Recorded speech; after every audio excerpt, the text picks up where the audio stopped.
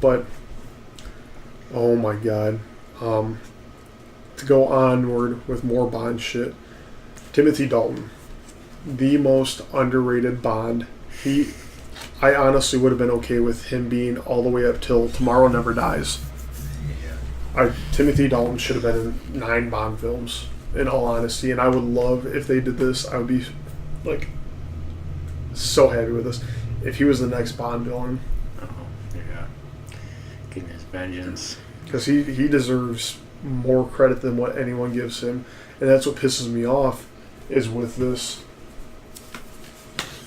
George Lazenby was only in 1 Bond film, and he gets less shit than.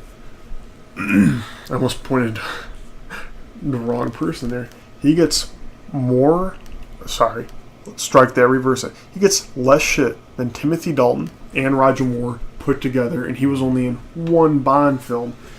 Like Kyle said, everyone gives Roger Moore so much shit. He doesn't look like Bond too much, and he doesn't act like Bond too much. He's like an older Bond, and it's like, but he worked.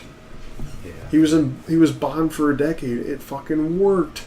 He carried the series on. People want to see it. He made a shit ton of money as Bond. People need to let off that motherfucker's back.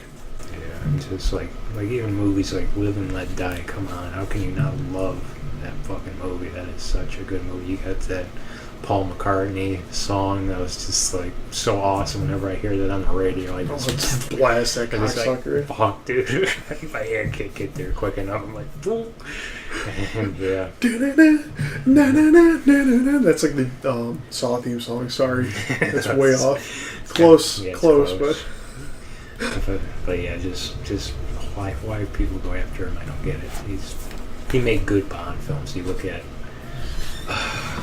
like he had his hit and misses, just like fucking Daniel Craig. Why you go after him? Because he had a couple lesser ones. Daniel Craig had fucking Quantum of Solace and Spectre. So people, please realize what you're saying. Realize what you're saying, because you're not making any sense. Because your argument is not good. There's so many holes in your argument. Saying that he's the worst Bond. There's so many holes. And it presses buttons too with any Bond fan. Yeah. Usually any Bond fan will always stick up for Roger Moore because he was a really decent Bond. Yeah. Now let's rate our favorite Bonds to our least favorite Bonds.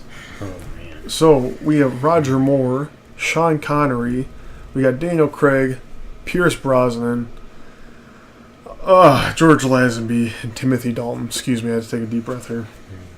And I mean, this is sleek. Once again, that case, I just love the fact that they have all of them there. And I already pointed this out to Kyle earlier. I like the fact that the Bonds that have had a shit ton of films are all on the gold side. And the 2 that got fucked over, they only have 3 Bond films put together are on the black side. Like they're not gold Bond, but I mean they're movies. But I would have to say, like I said, Sean Connery I think is my favorite Bond. Yeah. And I mean, he just summed up Bond like perfectly. Yeah, he was Bond. Period. Hairy chest, very manly. I mean, he was a fucking weightlifter. I mean, a bodybuilder, I should say. So back in the day, and then even for Bond, like, because he was a natural fucking bodybuilder back in the day, so he's like perfectly healthy, and he was jacked as fucked. And I mean, even for the Bond films, he's not jacked like he used to be. But he had, like, the Bond body, like how Bond was supposed to be. And, I mean, obviously they took a turn for, like, sex appeal now. Even more for Daniel Craig, because it's like, jacked Bond.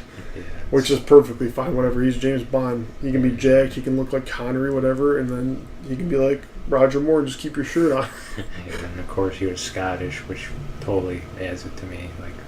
Like Boss. Yeah, Scottish. It's just, the accent is... just manliness. Like a Scottish accent is probably the manliest of all the accents. It's true. There's no going back about that. Yeah. My second favorite Bond would probably have to be Timothy Dalton. I enjoyed his performance, and I seriously, to this day, to the day I die, will always be disappointed that he was not in more Bond films. Mm-hmm. I mean, he should have been. He honestly... Yeah, probably could have been Bond up until Daniel Craig's time. Yeah. Just saying. Yeah, I know he was supposed to be in GoldenEye, but some things happened and it took too long, and I think he finally just gave up, and that's when they... Which sucks. Which is when they got Pierce Brosnan, and he wasn't bad. Pierce Brosnan wasn't bad at all. Just I think it was the studio that got a hold of him and didn't let him be his own Bond. They wanted him to be every other one but himself, and I think that affected his films. And there's been interviews with him where that is like the biggest complaint he had about playing Bond was the producers fucking him over, because he had the take of the book, like how he wanted to play Bond, and then they had the producers and told the directors, and that's how we got Pierce Brosnan, which, don't get me wrong, I enjoy Pierce Brosnan as Bond, but he's not my favorite Bond, and producers fuck up so much shit it pisses you off. Yeah. Third favorite Bond. Third favorite is Roger Moore. Cool. Respectively. Mm-hmm. Oh, fourth.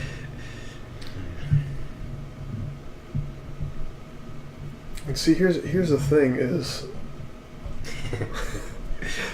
Craig and Brosnan, Pierce, I can't ever say his last name, are like fucking tied for me almost, because they both had 2 successful Bond films, and then you got the kind of like offbeat Bond movies, I guess you would say. But I kind of enjoy Craig a little bit more than Pierce.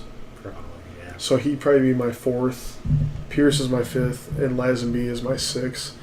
And the only reason why I give Lazenby the 6th place is he was only in one Bond film. It went to his head, and he didn't like give a shit about the role anymore. That's why he was in only one, because he arguments with the producers nonstop, and he thought he was such hot shit that they said fucking got Sean Connery back before they cast Roger and his Bond movies, and that's why he would definitely be my 6th.